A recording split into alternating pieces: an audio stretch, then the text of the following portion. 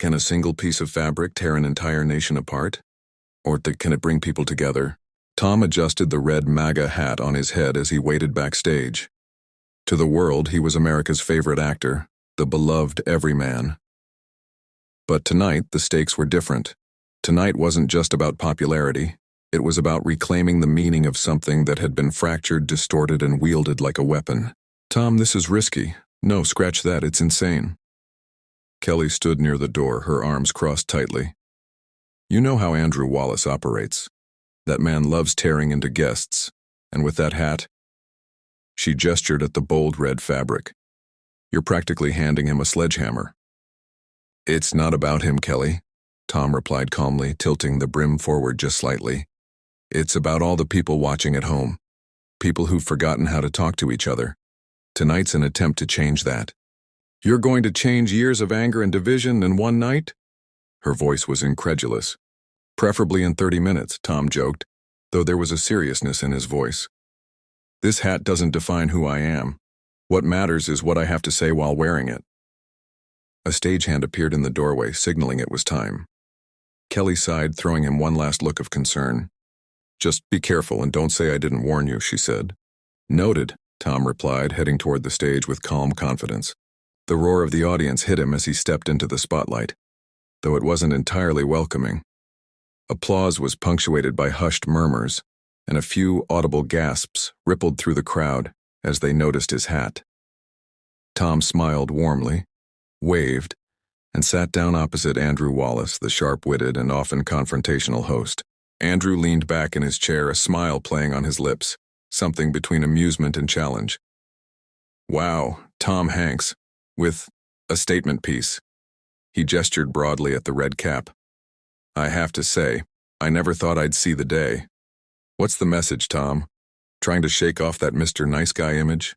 Tom smiled politely, his posture relaxed. It's just a hat, Andrew.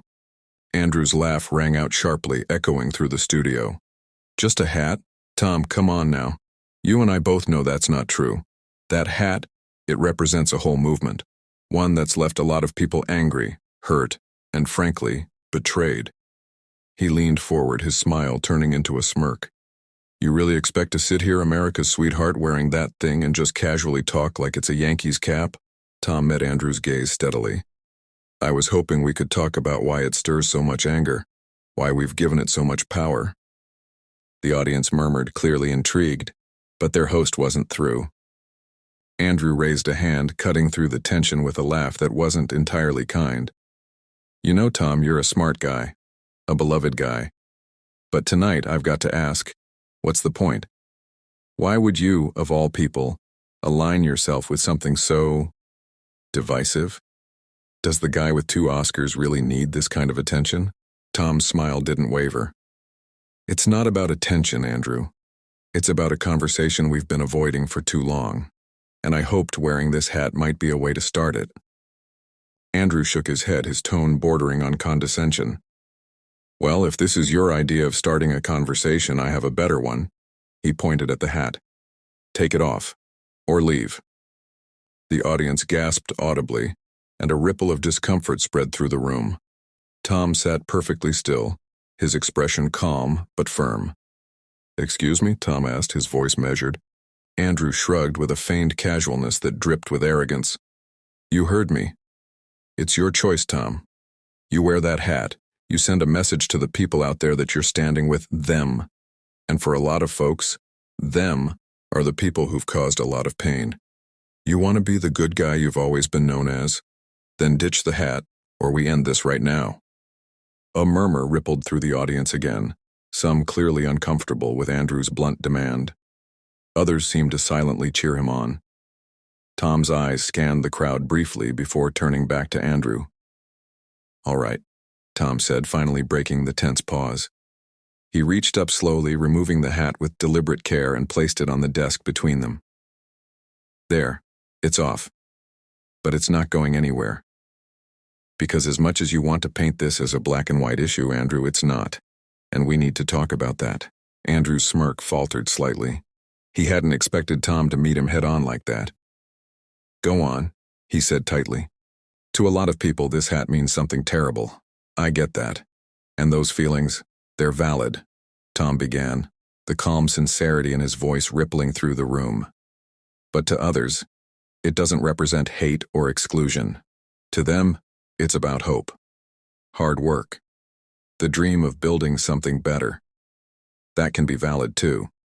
The problem is we've stopped listening to each other long enough to realize that both sides exist. Andrew nodded slowly, still skeptical. Fine, it's complicated. But why wear it? Why not just leave it in the past where it belongs? Because it's not about the hat, Andrew, Tom explained, leaning forward slightly. It's about what we've been doing to each other, our neighbors, our communities. Somewhere along the way, we decided that a piece of fabric, stitched together by someone we'll never meet, should determine who's us and who's them. And you know what? I think that's ridiculous. The audience was silent now, hanging on his words. Even Andrew sat back, contemplating.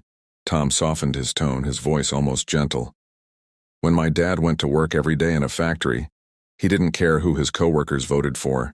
What he cared about was whether the line kept running, whether the paycheck put food on the table. To him, greatness wasn't about big speeches or politics. It was about showing up, helping a neighbor, doing the right thing because it was right. That's what I think about when I see this hat. Not politicians, not division, just the idea that we can and should do better for each other. Andrew's hands rested on the desk now. His smirk had disappeared entirely. His expression was thoughtful, almost hesitant. You're saying it doesn't have to mean what it means now, Andrew said, his voice quieter. I'm saying it doesn't have to mean hate, Tom replied steadily. It doesn't have to mean division. Symbols evolve, but only if we, all of us, are willing to talk about what they mean moving forward. The studio buzzed with an electric tension. The audience's faces reflected a range of emotions, some thoughtful, some skeptical, some even hopeful. Andrew sighed deeply, eyeing the hat on the desk before looking back at Tom. Tom, I'll admit something to you. When you walked out here wearing that thing, I saw red. I saw everything I associate with it, all the pain, all the conflict. But now, he paused, choosing his words carefully. Now I'm wondering if I've been doing the same thing I accuse others of. Judging without listening, Tom smiled gently. That's the first step, Andrew. The hardest step, but it's the only way forward. The audience erupted into applause, the tension in the room gradually dissipating. Andrew leaned back, shaking his head with a chuckle. You know what, Tom? For what it's worth, you make a pretty compelling case. Tom chuckled softly. For what it's worth, Andrew, it suits you better than you think. The room burst into laughter as Andrew hesitated, then picked up the hat and placed it on his own head. The moment was light-hearted, but the air in the studio felt different now. Lighter, hopeful. When the show ended and Tom rejoined Kelly backstage, her face said it all. You were brilliant, she said simply. No, Tom replied, smiling softly. They were ready to listen, that's what made the difference. And with that, a night that had started with conflict ended on the possibility of connection.